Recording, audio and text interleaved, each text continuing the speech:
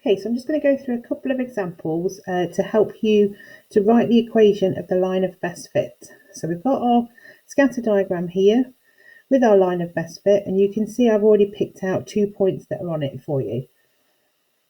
Okay, so as we said, the gradient is found by doing the change in y divided by the change in x. So first of all, we've got to identify which is x and y.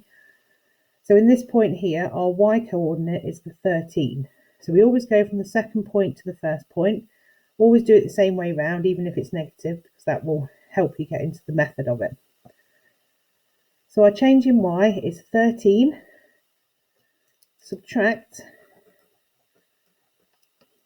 7 from this point. Okay. Our change in x is 9, subtract 3. So 13 take away 7 equals 6. 9 take away 3 equals 6. So our gradient is equal to 1. Okay, so remember the form y equals something x plus something else, or if you've done it in maths, it's y equals mx plus c. It's exactly the same, depending on whether you're looking at a maths or a statistics book. So you work out the gradient. Then the last part, this part here, this is found by looking at where the line touches the y-axis. Okay, so it's the y-intercept. So here it's 4.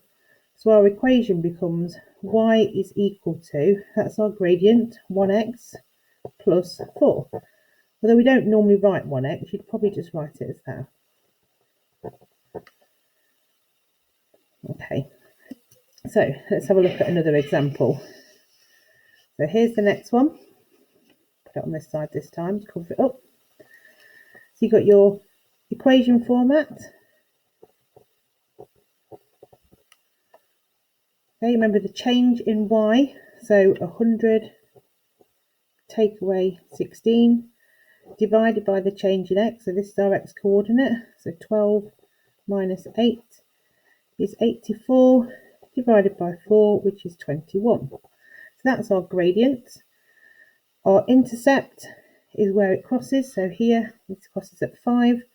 So you'd write y equals 21x plus 5.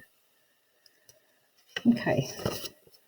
Now for our last example, we're going to look at this negative one here. Okay, so put it over that side. So we're looking at our change in y.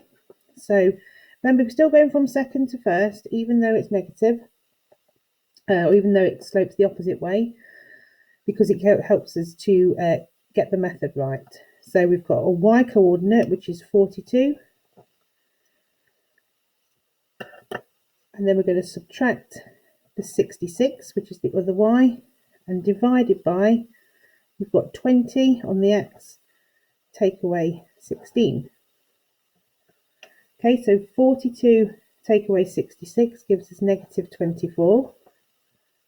20 take away 16 gives us 4. So it doesn't matter that this is negative because it's a negative slope. So we expect a negative number to be the gradient. So that would be negative 6. It crosses at 71. So you'd write y is equal to negative 6x plus 71. Okay, I hope that helps.